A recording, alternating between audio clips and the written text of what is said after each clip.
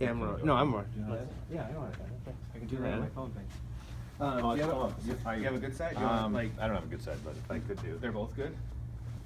You can't, no, Oh, you can't sit there. No, That's not good. anything, Oh. anywhere but there. We can't get away the eagle. That's one of the prerequisites of the. Let's both sit here. Oh, okay. I'll sit over here. Hi, Paul. Hey, Eric, how are you? Good. We can do it in gestures and signals, no words.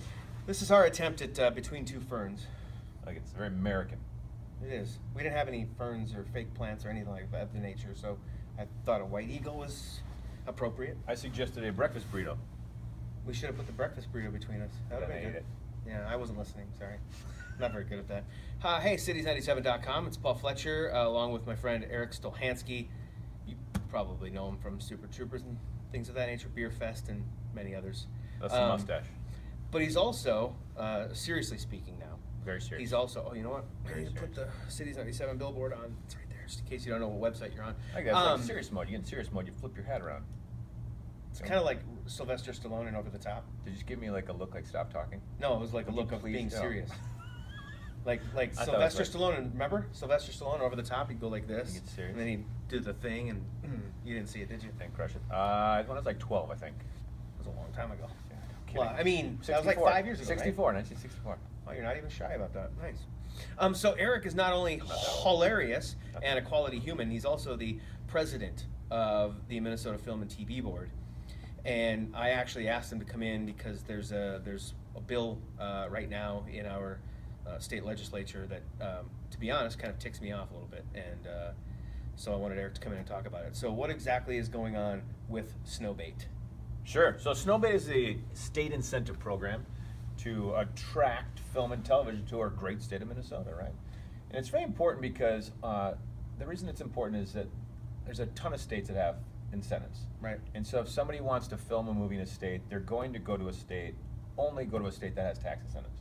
And so, you know, some people say, well, we shouldn't have tax incentives. Well, the truth is, if you don't have tax incentives, You're not getting any work. you're not going to have any film or television made in your state. It's just the truth. Probably will be a little bit, but nothing to phone home about. Probably not. You know, Probably probably none, none huh? really. I mean, Because there are enough competitors out there that that do offer it that they don't. Most they're states have a tax incentive. not. I think it's like, I don't quote me up, but it's like 48 of the 50 states have a tax incentive. Wow. Something like that's a lot. 48 of the 50 nifty United States. I mean, it's not that high, but it's a lot. Okay. I can't remember the exact number. Don't quote me on that. But it's a lot. And so, for example, when we didn't have a tax incentive in Minnesota, we lost Fargo, the TV series. We lost El Gran Torino, one of my favorite movies of all time. Wow. And that was written about in Minnesota. It was written about the Hmong community here, written by an author in St. Paul. Should have been filmed here. Right. I mean, can you imagine if we didn't have Purple Rain here in Minnesota? A Minnesota story about a Minnesota icon. Imagine, think about that. If Purple Rain would have been shot at some random club in Phoenix, I mean, Right? that would actually be kind of silly. To be honest with It's you. true. So And if we didn't have a tax incentive when Purple Rain was going to film here, in modern day, it wouldn't have been made here. why do they want to take this rebate away? Is it simply cost cutting, or?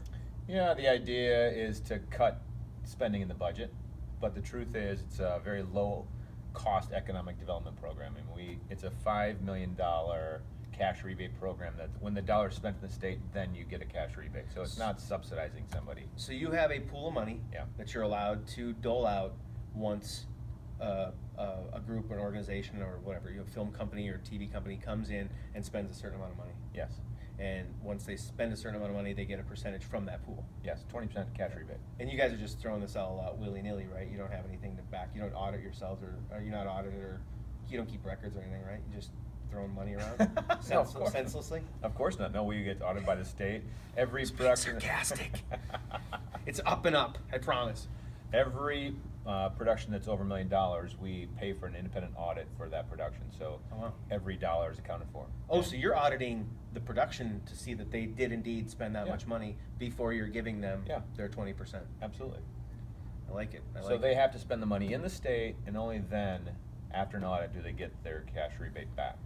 Now, I don't. So can I give you a crazy number? Crazy number, people. Since 2013. Only if it's crazy. It's crazy, I think. Okay. Since 2013, with this very low-cost economic development program, We have brought in $50 million of private spending to the great state of Minnesota. On And this how much? incentive program. Okay, Mr. Stolhanske. Right? Is that crazy or what? How much have you paid out of our taxpayer money? I think it is in the $12 million range. So you're telling me like $38+ million net Profit. Private dollars spent in the state. Crazy, right? Why would you want to get rid of the program? That's a pretty decent margin. Yeah, that's great. That's a really good margin, Yeah. actually. So it's completely worth it. And It's great. you know what? I was it's not exactly the same thing, but it's same enough. I was a band nerd in high school, played the trumpet. I had a lot of friends that were in drama in high school and theater, whatever you want to call it, and choir, etc. I call it theater. Just the way you call it theater. I call it theater. Do you participate in the theater? I was in the theater. You were? What else would you call it? Drama? Maybe drama. Drama was a class that we had, but gotcha. theater, I mean, either one. Just how easily art is discounted these days drives me absolutely nuts. Right. And I think that's kind of what's going on here. It's like, it sounds to me, what I've read, what you've said, is, oh, it's just movies and TV. We can get rid of that. This is a place where we can, but it's really, ultimately, it's bringing in so much money. If you don't even take the art part of it out of it and say it's not important, it's making so much money that it's a no-brainer. Okay, so it's employed 3,000 people, so it's Minnesota jobs. So 3,000. Okay, so not only net of roughly 38 million. I'm not going to hold you an exact number, right, but roughly 3,000 people employed as well since 2013. Yeah, it's a big business, right? It's not just art that saying, "Hey, here's money, go draw on a wall," which I like, and I do often. Your own walls that you own, right? Well, you're not graffitiing, right. Are you, Mr. I'm a Stolhanske? graffiti artist. I'm a graffiti artist. Are you? No, I'm not. What's your tag? My tag? What's your name? Yeah. Rico. 2 O's. Rico O. Rico. Gotcha. I would only draw stick figures if I was a tag. I'm so bad at drawing and art. Like my graffiti. How do they draw with a spray paint can? They've got to have some sort of a tool that makes it. They're very talented. They are. I think if I was a graffiti artist, other graffiti artists would come over and ask me not to do it because it would be an embarrassment to a graffiti artist. You'd be the Vanilla Ice of graffiti artists. Please don't do that anymore. If you could, Yeah. No, not because it's illegal, but because we think your art's awful. Oh, terrible. So how can people speak up about making sure this bill doesn't go bye-bye? Or to make this bill go bye-bye? Yeah, that's a great question. It's a great question. It's Eagle real simple. came up with it. Real simple. Thanks, Eagle. Go to Google. Just type in like who represents me and your zip code in Minnesota, and then it'll pop up and it'll tell you who your state representative or who your state senator is. Call them, email them, send them some snail mail, make a paper airplane, write a note on it. Knock on his or her door. Yeah, knock on their door. Just like Three's Company. Who's a knock on our door? It is me. I don't want this bill. I want this bill to go away. I want to keep some movies in Minnesota. Snowbait. Three's Company.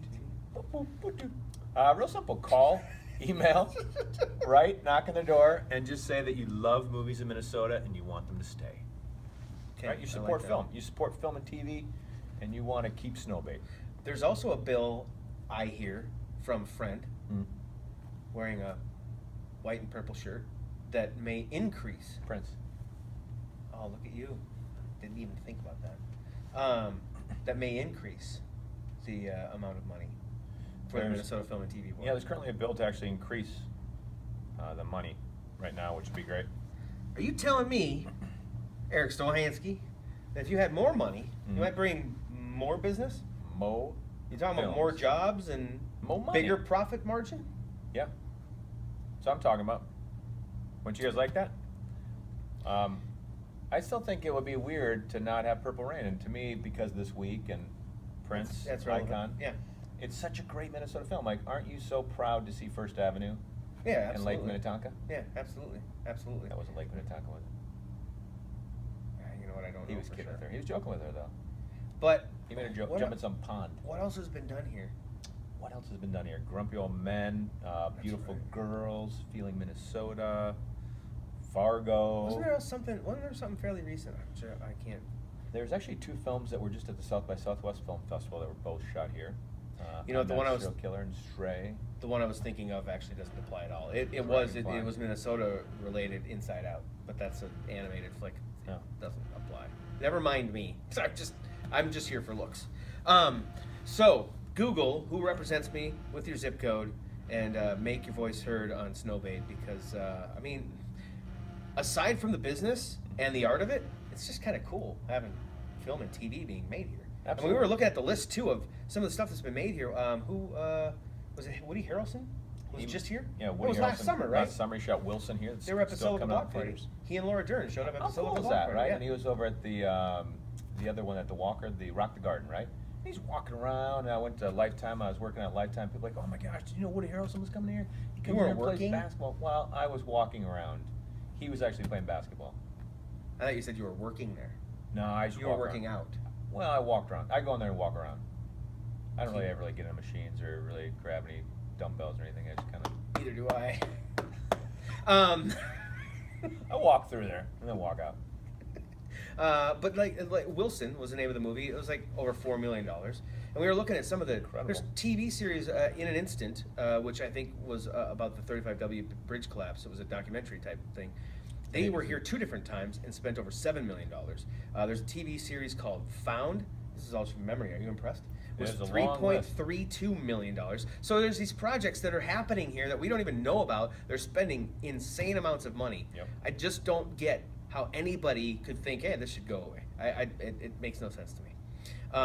So I'll include as much information either right there in the blog or right there in the blog. Yeah. But the biggest thing is, like you said, just Google who represents me in your zip code and make your voice heard, please. That'd be great. One quick thing to close, like give me your best 2 minutes on Super Troopers 2. It's in the works, right? I wouldn't grow my mustache if it wasn't in the works. I thought you said you had that just that wasn't 2 minutes, was it? That was way shorter than 2 Way minutes. shorter than 2 minutes. I thought you said you had it just because you think it looks awesome. Basically, I mean, I'm not sure that my character can grow one, but I thought that if I grew one, it would actually get me in a mental mindset to be prepared for to getting in character. I love it. But you guys have shot some scenes already, right? Yeah, last October we shot a bunch of great action stuff. Some really fun action stuff. I can't give anything away, but that was great. We had a couple cameos that came out. We shot some pullover scenes. And in July, we are going to finish shooting the rest. It's exciting! Okay, thanks. Can't wait. Thanks Thank to you, him. Cities 97. Hey, you can come visit me on my Facebook page, Erik Stolhanske. Got a lot of information there about Snowbait.